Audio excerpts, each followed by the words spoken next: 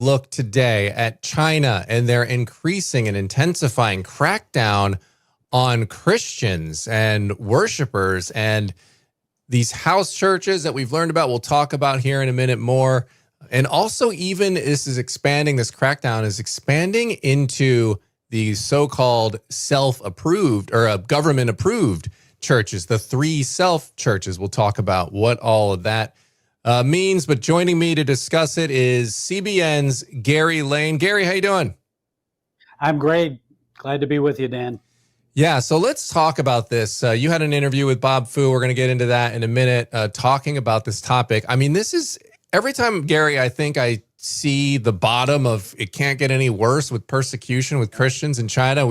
I see a headline like what you guys were talking about, where they're infiltrating into the offering plate, into the hymns that are being sung. Tell me about what you guys are seeing, what you talked about, what's going on in China right now.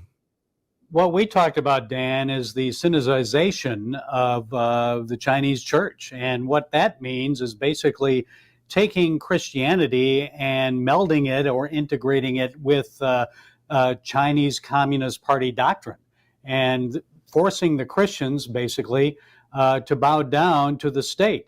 And that is something that many the pastors and many church leaders have refused to do over the years. And for that, they've paid a hefty price.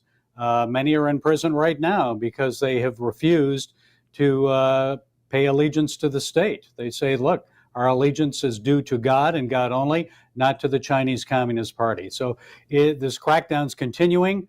It's getting worse under Xi Jinping.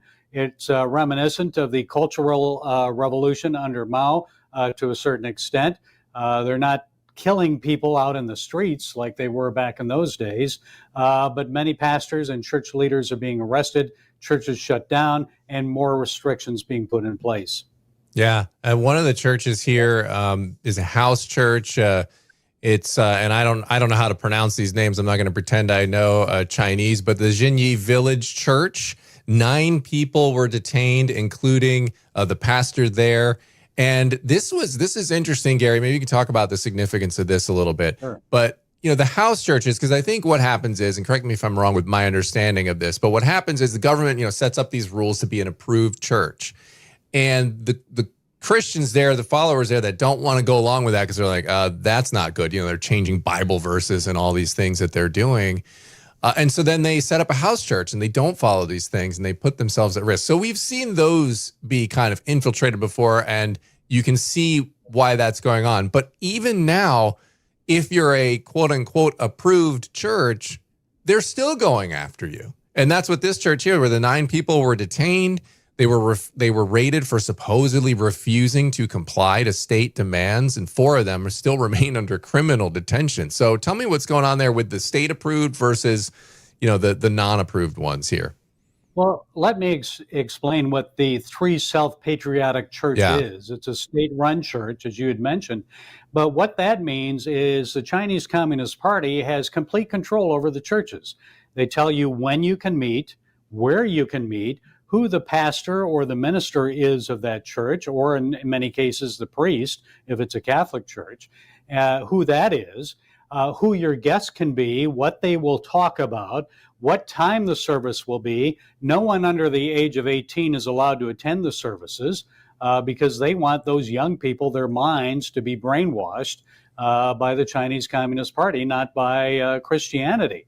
In addition to that, and you can talk to pastors about that who have been part of this church and that are currently maybe in the unregistered church.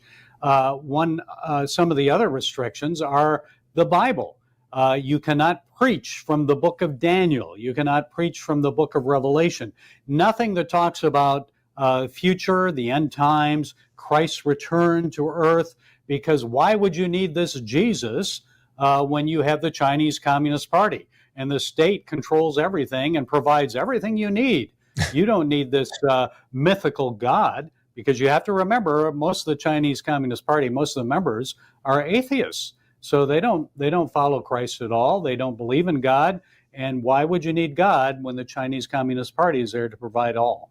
That's interesting that they have specific books of the Bible, including Revelation. Daniel is obviously prophetic books. So Yeah. Why Prophetic. do they know the scripture well enough to say like, oh, okay, this is, I'm interested in the logic behind that, those specific books. Like, why are they targeting these prophetic books like that maybe talk about the end times and things of that nature? Is it because they're afraid that perhaps end times minded Christians are going to be like, I know why they do it for like Muslims and extremist Muslims, right? Like clearly we see what extremist Muslims are doing, and you could at least make a stretch of an argument there, where they're like, there's like a real threat there happening with extremists. But obviously that's not the case with Christians. You don't see a bunch of Christians going around blowing everything up all the time. So what is the logic there with those targeting those specific books, particularly books with prophecy in them?